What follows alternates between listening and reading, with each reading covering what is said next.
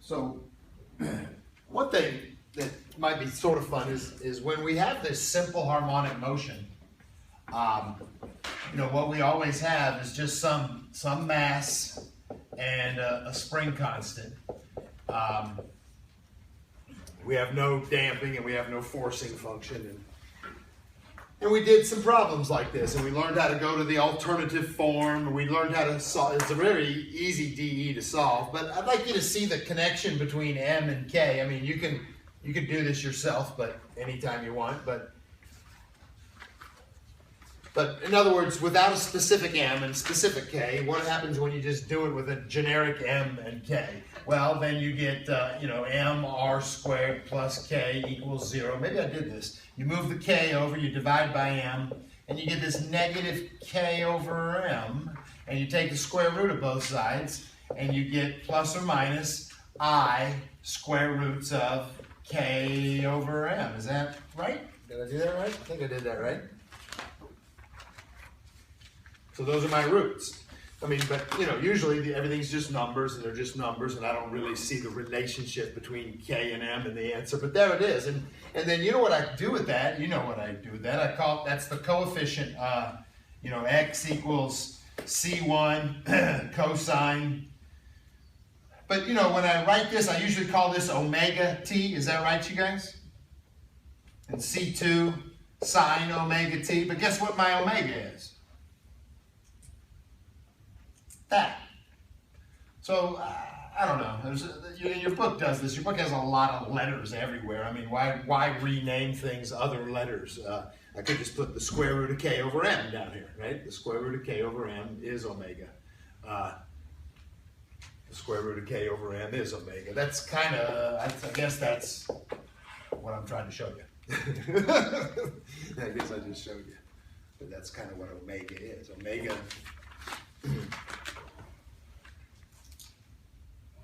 Yeah, so increase K, decrease M. I mean, they both affect the period, the period and the frequency, and I mean, they both do.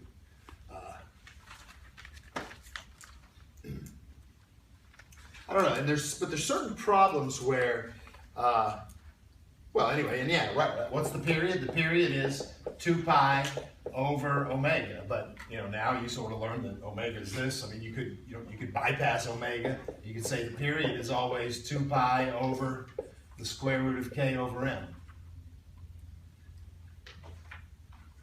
I don't know. There's some problems sometimes where you're just trying to relate the period to the K and the M, and I don't know. I just sort of helped you do that. I think that's all I want to say. You can find some problems where we're playing around generically and seeing these relationships is sort of helpful. That's all I wanted to show you. Let's do it. I want to do a problem out of the book where we have damping. And so maybe I guess I'll try this 22. So 22.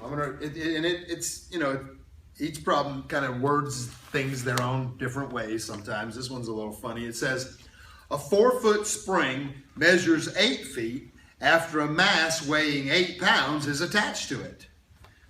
So it's a long way around of saying a couple of things. Let's see what they say. They put a mass of 8 pounds. Okay, hold on. We learned that when we have a mass of 8 pounds, the 8 pounds is the weight or the force, and then the mass times gravity is the force. Oh, excuse me. And gravity is 32. So mass times gravity is the 8-pound force. Anyway, so what's the mass? 1/4. 1/4 of a slug, technically. And then what they said I had a 4-foot spring, but after I put the mass on there, it now measures 8 feet. That's just a different way of saying that we stretch the spring 4 feet. Usually that's how they say it, but this time they said it differently. Now hang on. That means that 8-pound force, stretched the spring 4 feet. Is that what I just said? That's what I just said. Anyway, divide by 4 and K is 2.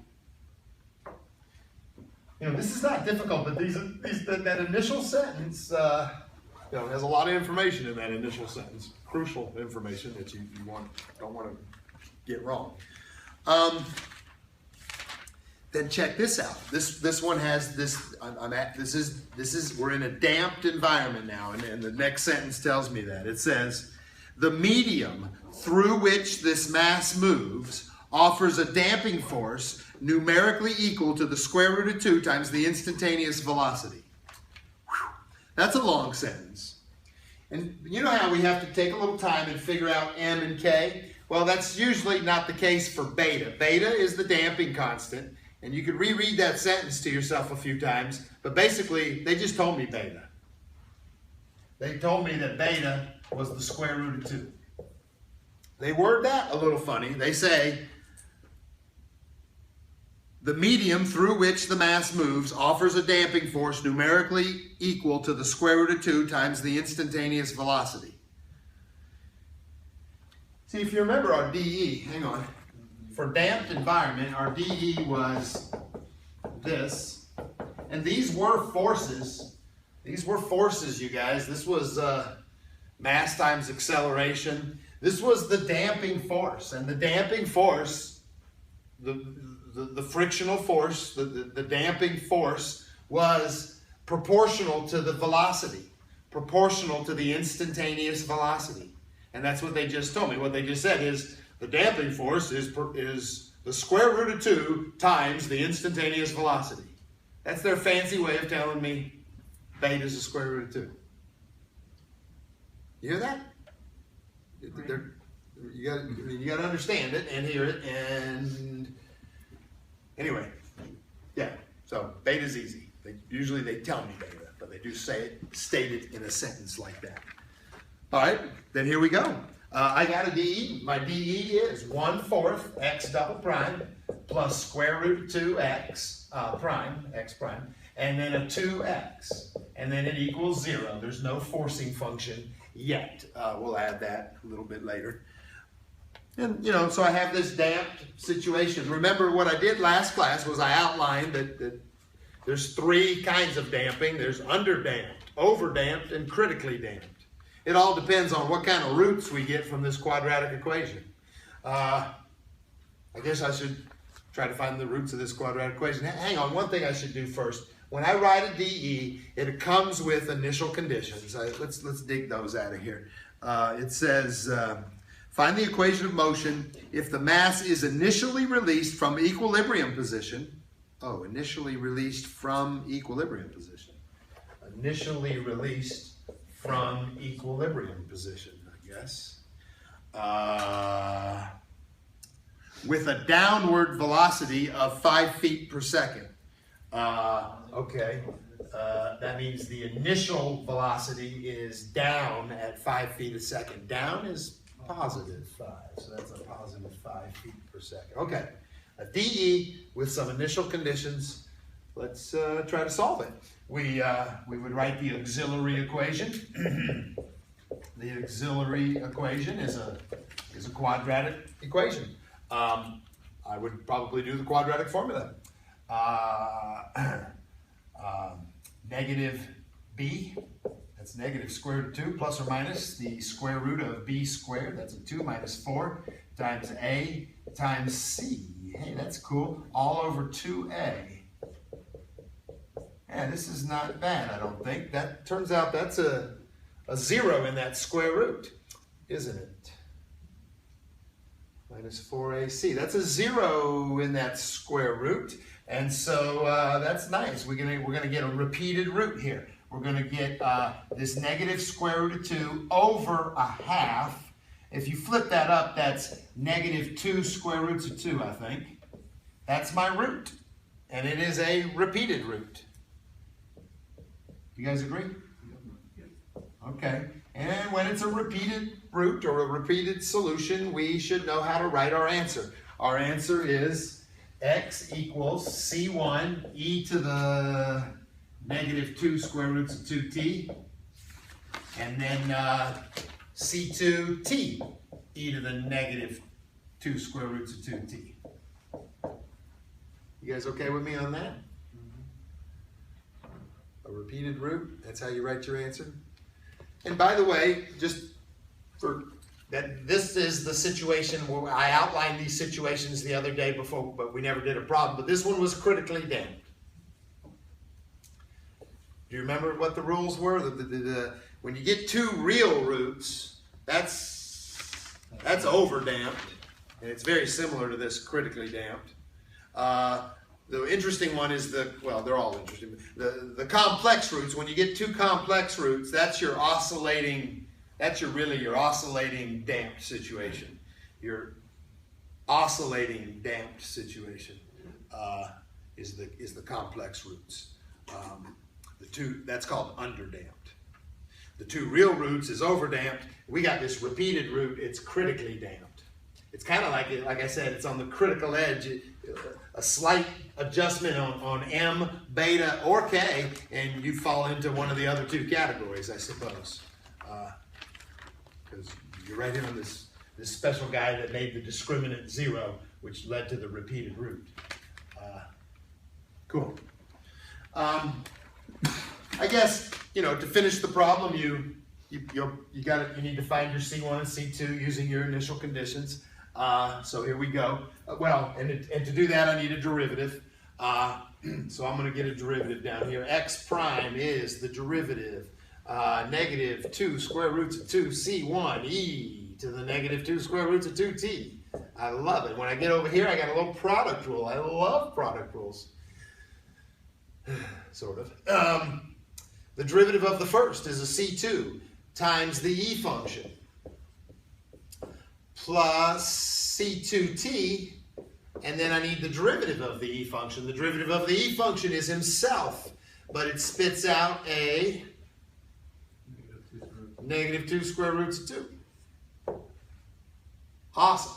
I got my x prime, I got my x. I'll try to apply these initial conditions. Let's see what happens. When you plug a 0 in the original x equation, the value is 0. So if I plug in a 0 for t, the first thing I get is this e to the 0, so I get c1. But then over here, I just get a 0. So here I go. c1 is 0. It's okay, I guess. It's a little weird, but that's okay. And then if I plug in a 0 in the derivative, I get 5. Okay, if I plug a 0 in the derivative, I get 5. But by the way, I already know C1 is 0, so I won't even bother with that term. Over here, though, I get C2 e to the 0, which is 1. And over here, I plug in a 0. That's 0. Okay, well then I guess I learned that C2 is 5. And again, what's a little funny is the C1 is a 0, the C2 is a 5. That had to do, I guess that the main issue, the main funny thing here is this guy was released from equilibrium. Released from equilibrium. That kind of dictated that 0 there, I guess.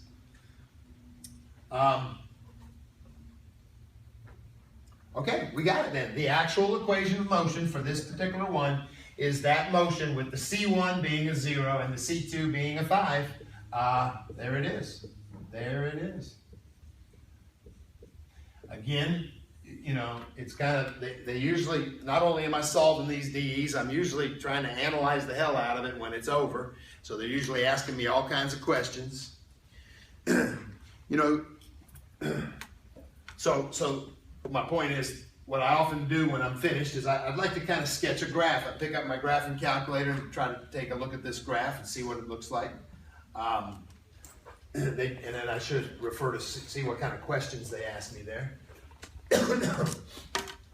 I can sort of graph this without a graphing calculator. I'm getting good at that in my old age. Sort of.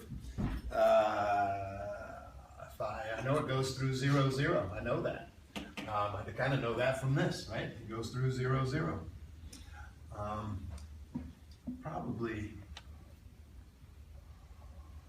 It had this initial push.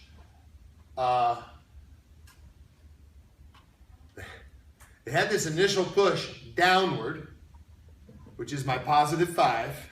On my graph, that's downward. So it had this initial push downward, and then, the spring brought it back. It probably won't cross again. It probably won't cross again in this example. You could kind of, maybe you can just sort of see how the algebra, if you set this equal to 0, it equals 0 at t equals 0 and probably no other place. Right, I can sort of see that in the equation, but you can also sort of see that when you take a look at the graph. Yeah, good. So critically damped, this was, yeah, pretty darn damped. It had that initial push, and then it comes back toward equilibrium, but never reaches it.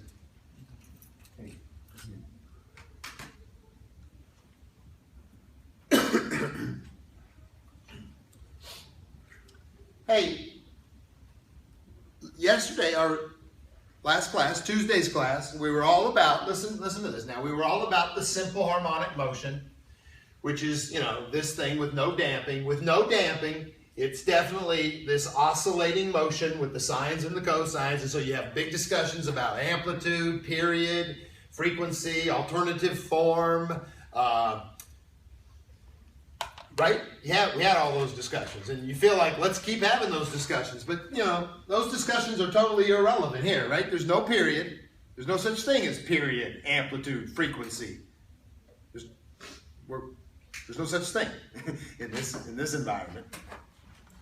I mean, it's there's nothing to discuss, really. You know, we could still ask, when does it cross through equilibrium? And we've decided never. But they do ask this, I think.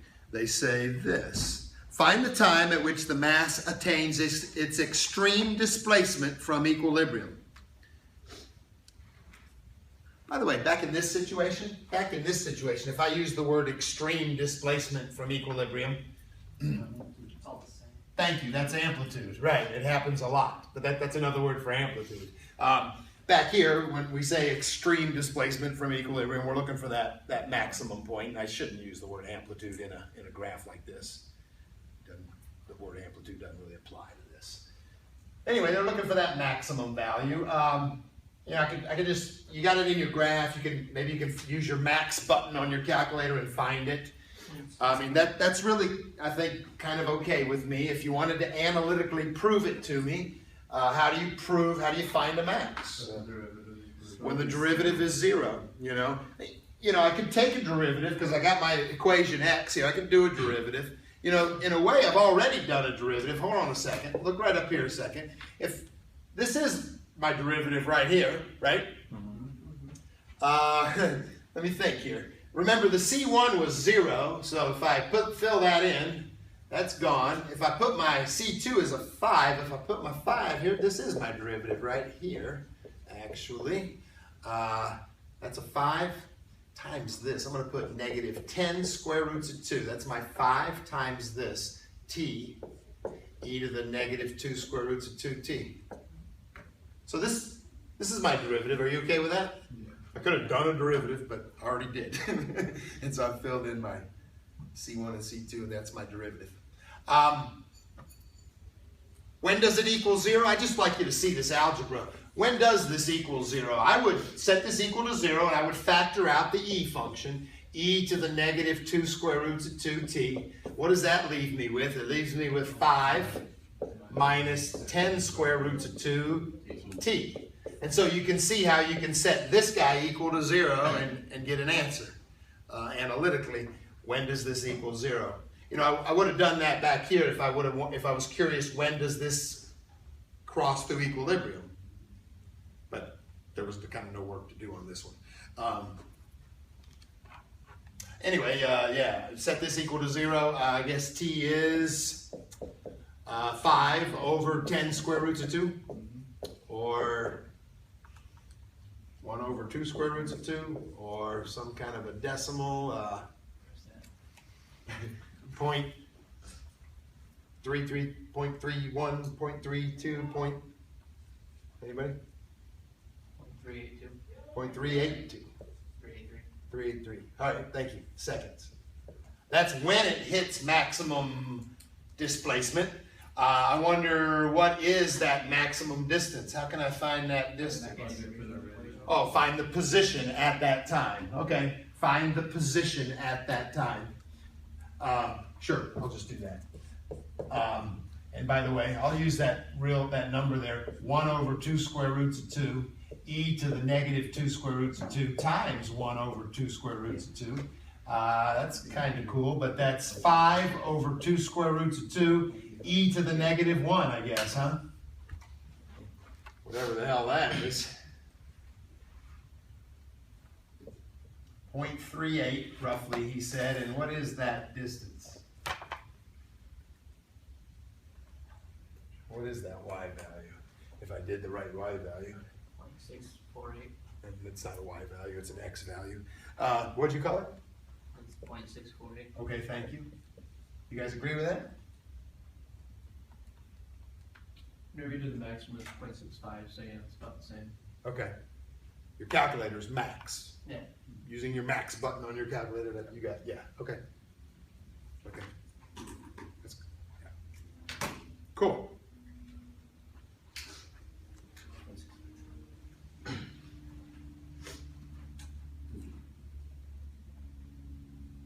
You guys okay? His numbers, is his 382 right? Or 383 you called it? I got 0.353. Yeah, same. Oh, okay, so that's not 382. 1 over 2 square roots of 2. Yes, you were looking at me weird, so I can. Yeah, 0.354. 0.354. Okay. That's all right. Something happened. 0.354. That's why when I went over here, I didn't use his decimal. When I went over here, I used my little number here, and anyway, okay. Right, so that, I mean, that's different enough to bother us, sure. I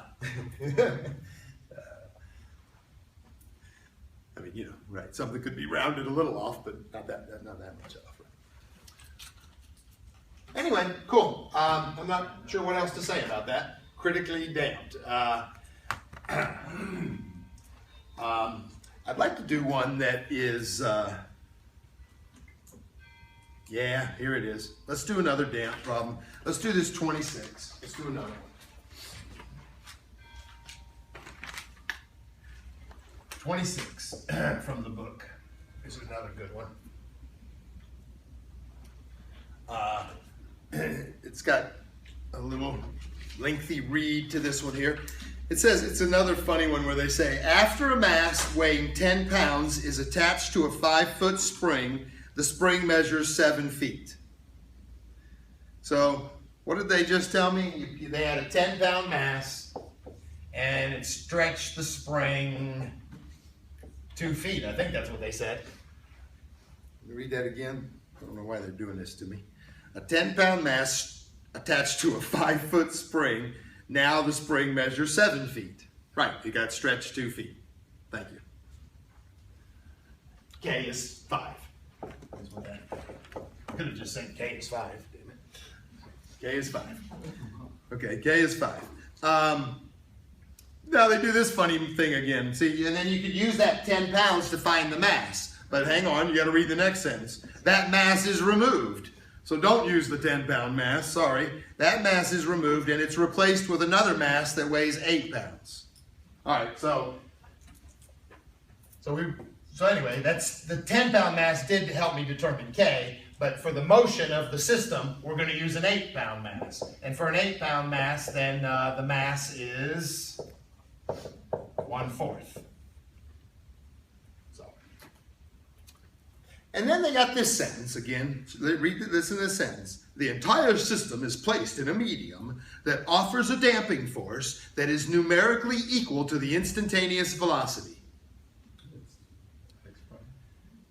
So in that big long sentence, they told me beta So it's just 1. is 1. That's exactly what they said. They said that the force is numerically equal to the instantaneous velocity. That's the force. And if it's numeric, then beta's 1, right? Some students get confused. They read that word instantaneous velocity, and their brain thinks of initial velocity, and that ruins their life. I mean, that's not right. That's not good. You know what I mean? The initial velocity is, you know, that one initial velocity. So we'll read that in a second. The instantaneous velocity is the changing velocity at any moment. Right. It's x prime at any moment. Okay. So we got m and beta and k. We could write a dE. The dE should come with initial conditions. I think they're coming in this next little part. It says find the equation of motion if the mass is initially released from a point half a foot below equilibrium with a downward velocity of 1 foot per second. All right. So this is 1/4 x double prime. Beta is 1 x prime, 5x. That's awesome. Equals 0. And they just gave me a couple initial conditions. X of 0 is some initial position, and x prime of 0 is some initial velocity. They said it was released 1/2 of a foot below equilibrium. I think that's a positive 1/2. Is that what they said? Yep. And it had a downward velocity of 1. Positive. So that's a positive 1. Okay, awesome. I guess I should solve this dE. Mark, get set, go! Quadratic formula, baby. 1/4 r squared plus one of these r's plus 5 equals 0.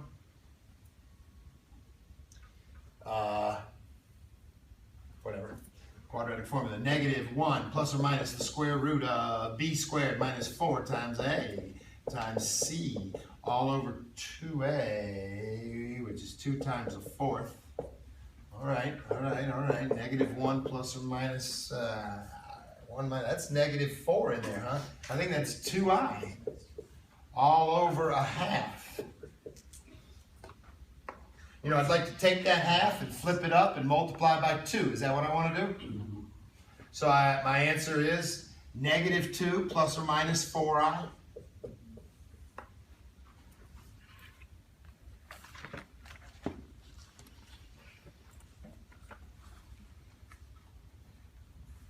That was a 1 minus 5. That was a -4. That was a 2i. Yeah, good. Good. Those are my roots. I love it. Complex roots. Those complex roots. Okay, I already know that I'm in an underdamped situation. This is an underdamped situation is what we call this. And it looks like the answer, I know how to write my answer. I write my answer x equals e to the -2t, c1 cosine 4t, c2 sine 4t. Cool, man. This is awesome. This is awesome. If I want to use the initial conditions, I'm going to need x prime. That's not as awesome. That requires a kind of a major product rule here, or semi-major, whatever. It's nothing but a little math. Nothing but a little math. Derivative of the first. Write down the next guy. Plus the e to the -2t, and now I want to do a derivative of this stuff here, derivative of cos. It's going to be -4 c1 sine 4t, I think, and then a +4 c2 cosine 4t. Wow. All right, I'm not going to bother simplifying it. You know, I just want it to help me get these C1s and C2s here. Okay, so when you plug a 0 in the original x, you get a 1/2. I'm going to do that right here. When you plug a 0 in that original guy, you know, you get e to the 0. That's sweet. That's a 1. You get the cosine of 0. That's a 1. And that sine of 0 is 0. So guess what? C1 is a half. Hey, listen, by no means are these initial conditions your C1 and C2. But what's happening a lot is that first one is C1. But the second one is probably not C2, but it helps me find C2. But that first one seems to, I don't know, I guess there could be an exception, but it seems like that's how it's working out in a lot of my problems. If you plug a 0 in the derivative, you get a 1. If you plug a 0 into the derivative, okay. Yeah, that's a -2. That's a C1, and by the way, let's just fill that in. I'm getting a C1 right here, so that would be a half. That's a 0. That's a 1. That's a 0. And that's a 4C2. When you plug in a 0, yep. All right, let's do a good job on this. Let's not screw up. That's a -1 plus 4C2. When some weird students cancel this sometimes, please don't cancel this. You move it over and it's a 2, right? Okay, good. Divide by 4 and C2 is a half. Woo, baby. This is awesome.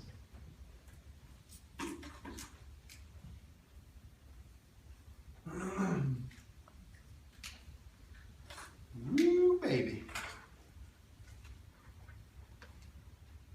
The equation of motion is right there. E to the -2t with the C1 and C2 filled in. It is 1/2 cos 4t and 1/2 sine 4t, I guess.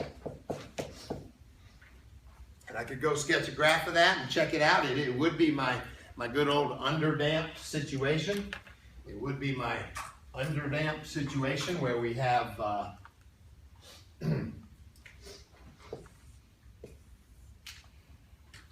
where it sort of oscillates forever at a diminishing amplitude.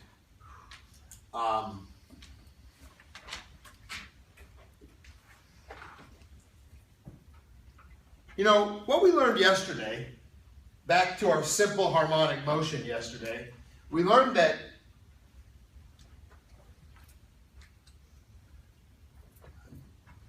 sorry.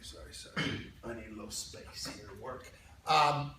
We learned that when you have a C1 cosine omega t and a C2 sine omega t, that's where we learned to turn this into, this was our answers yesterday with simple harmonic motion, and you can turn a sum of a sine and a cosine into a single sine function with a phase shift. It's called the alternative form. We would have an amplitude, and we would have the omega t plus phi, and we would turn this into an alternative form, and we learned about how to do that. Well, guess what? You can do it for this. You can turn him into an alternative form. I mean, just that piece of it. And then it's got this E function multiplied by it. So that's awesome. And so let's do it. We want the alternative form. Now, if you remember, what we would sort of do is we would take that C1 and C2 and kind of put it on almost like a right triangle, and the C2 is the X, which is a half, and the C1 is a half. I mean, they're both positive, so I'm sitting in quadrant 1. You know what? I know that angle right now. I can tell you that angle. 45 degrees, or pi over 4. Right. The little formula said, do the tangent of phi is C1 over C2, I think. Yeah, opposite over adjacent. But that's a 1, and that's, yeah, phi is pi over 4. And the amplitude was the hypotenuse of that triangle. The amplitude A was the square root of a half squared plus a half squared. So what is that? That's the square root of a half, because that's a fourth and a fourth. So I'm going to just call it 1 over the square root of 2. You could call it square root of 2 over 2. Same thing. 1 over square root of 2. So I am ready to write this in an alternative form. Here it is. X equals 1 over the square root of 2 e to the negative 2t times the sine of omega t plus phi. Now what's the omega? The omega is 4. Good. It's the same omega we had there, which is a 4. Right. Sometimes you forget what the hell is it. But it's that coefficient on t, and it's the same one. It doesn't change. So it's 4t plus pi over 4. That's awesome. This graph should be that graph. They're equivalent graphs. It's just an alternative form.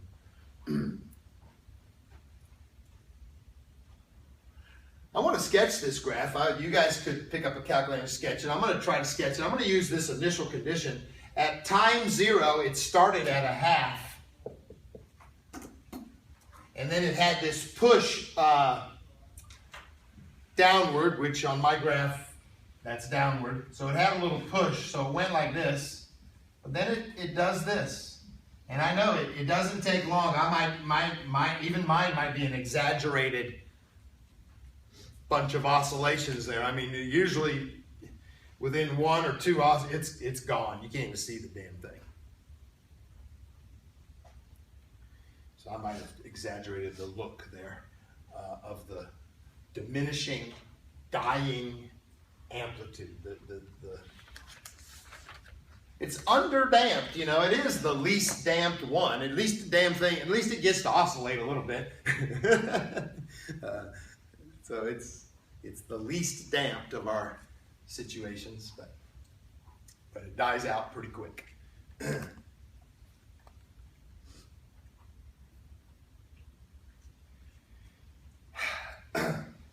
kind of questions could you ask? Well, good.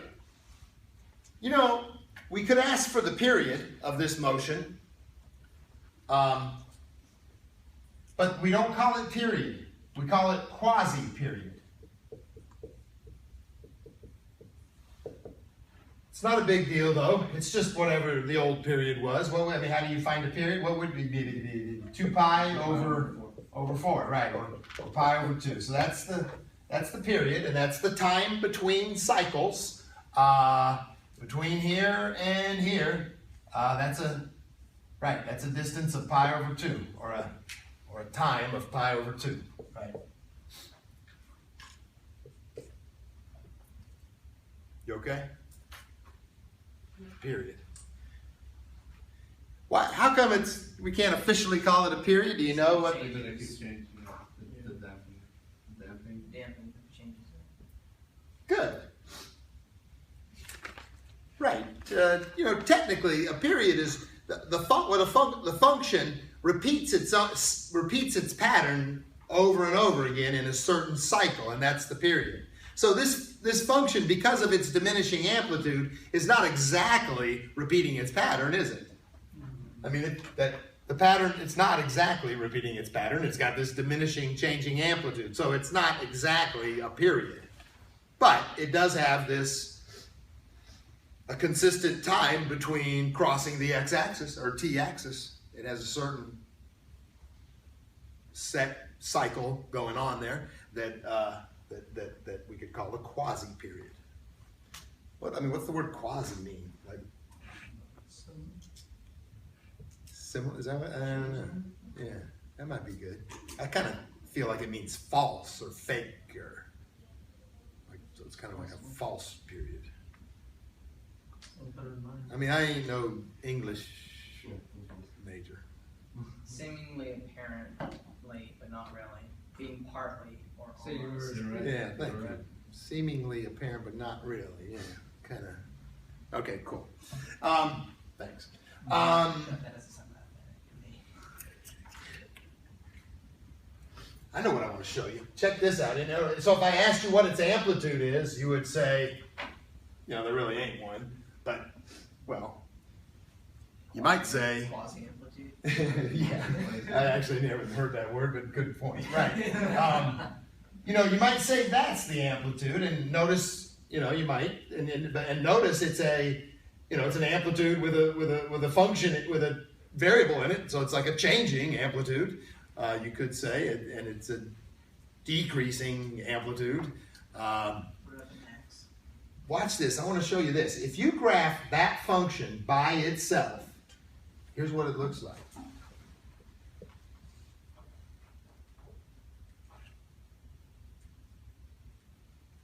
That's it. That's that e function. That's that amplitude. That's 1 over the square root of 2 e to the negative 2t. It's hitting those humps. And if you took the negative of him, or the reflection of him, you get this picture. So it is kind of an amplitude. I mean, the graph lives between these decreasing exponential functions, right? guess I'm sort of drawing the plus and minus of this picture. Is what I'm doing. Just to show you, just to illustrate that that's what's happening to those heights, to those waves.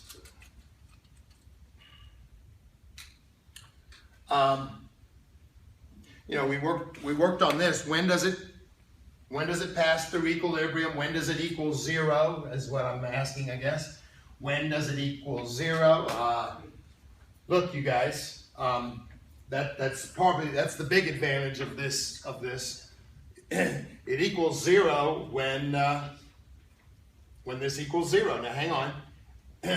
You know, the e function never will equal 0, so I can divide by that. If I'm setting this equal to 0, that's gone. And then I got a sine function. When does a sine function equal 0? When the angle is 0. Right, so hang on. So it equals 0 when the angle is 0. Or pi, or 2 pi, or negative 2 pi, or 3 pi, or negative. I mean, there's a lot of places. I always like to kind of look for this first positive time. Now, if I set this equal to 0 and solve for t, I'm going to get a negative answer. Are you with me? So I don't want that one. So I'm going to go to the next one, pi. I think if I set it equal to pi, I'll get my first positive answer.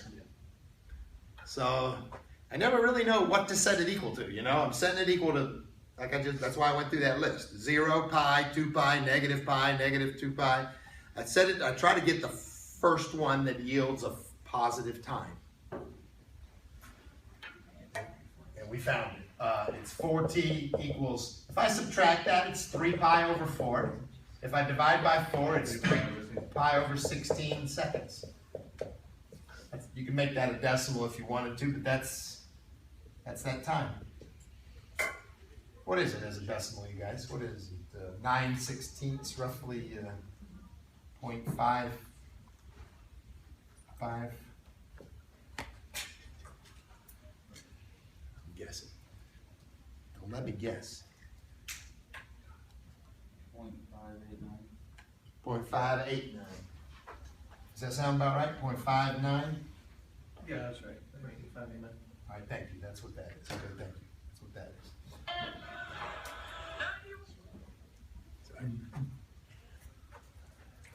All right. That's fun.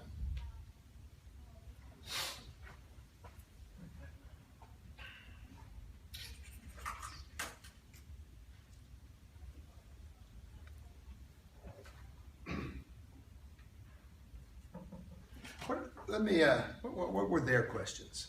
Express the equation of motion in the alternative form. Okay, that was part B. Part C, find the time at which the mass passes through equilibrium heading downward. Oh, they want the times when I'm passing through equilibrium heading downward. So equal to 2 pi? I don't know, let me think here. So at first, this is me passing through equilibrium. Was this heading downward? No. No, that's up. So the next time. So I want the next time. Yeah, I guess they want this time. That would be heading downward. All right, how could I get that time? What would I add to this? Thank you. That would be half a period, right? And the period is pi over 2. So if I wanted this, I could add. Right, I could add pi over 4, right? I just added half a period to that answer. Instead of solving for 2 pi. Well, I could also do that. Solving I could also do that. I could go to the original problem and say, I want the next time. And to get the next time, I probably should set it equal to 2 pi. Is that what you just suggested? If I want the next time, I should probably do that. Right. You're right. Watch, it all works, man. Right, you're right. 7 pi over 4, divide by 4. This one says 7 pi over 16. When you add a 4 pi over 16, you get 7 pi. Yes, it all works. It's math. What was the way that you say the continuous that keeps going? Okay, so we found the answer. 7 pi over 16. That's the answer for this. Okay, t equals 7 pi over 16. And now they want all of them. So this is the one I want, heading downward. So that, but they kind of want all of them. So when's the next one? The next one heading downward is not that one, but that one. That's a full period away. So I could list all these as 7 pi over 16 plus, sometimes they use k, we shouldn't use k, n times the period. Is that what we just decided? The period's pi over 2. And then we should say we're doing this for n equals 0, 1, 2, dot, dot, dot, dot, dot. That's list. Now we answered their question, which is all the times it's passing through equilibrium, heading downward. Right. Yes? So when it's damped, the thing that's really being affected is the amplitude and not the period. Because I see we're using pi over 2 for the period. That's interesting. You're onto something, you know.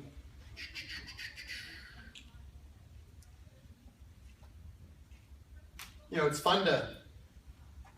might be fun to think about this quadratic formula. Back in its generic form, it was a negative beta plus or minus the square root of beta squared minus 4mk all over 2m.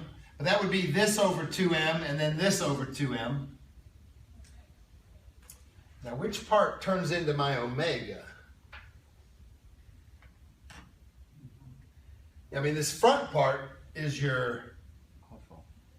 kind of your negative 2, and then this is your 4, right? So this ended up kind of being your omega, which affects the period. So all those betas, m's, and k's are all in there affecting omega. And technically, the betas and the m's are both here affecting the negative 2, which is sort of the rate of this exponential decrease, in a way, the rate of this exponential decrease.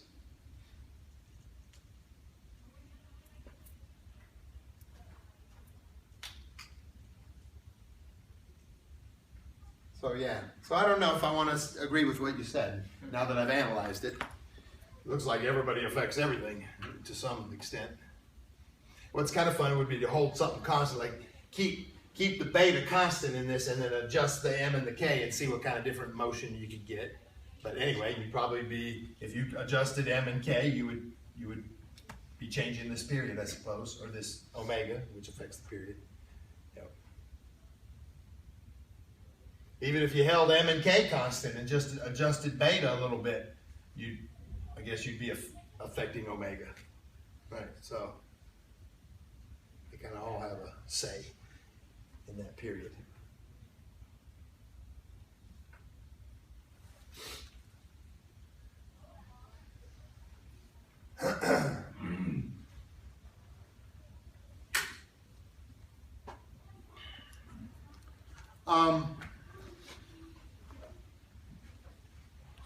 Well, of course, it's fun to add a forcing function.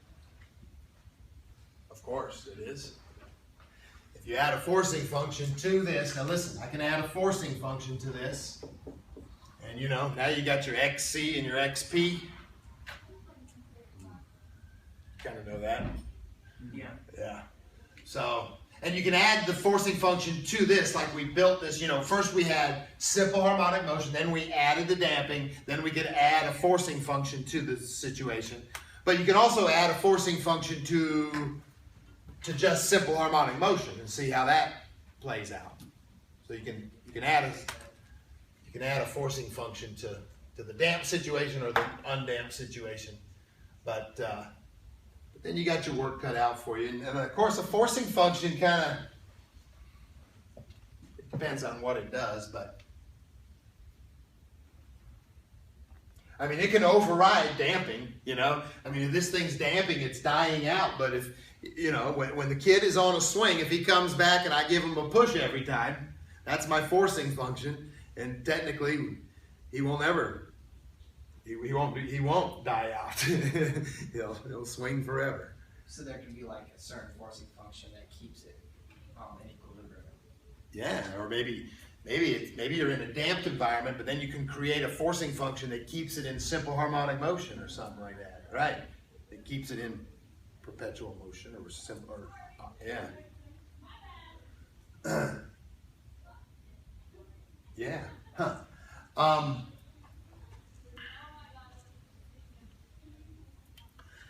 I think I'll do more of that after spring break. You could explore it yourself a little bit because you got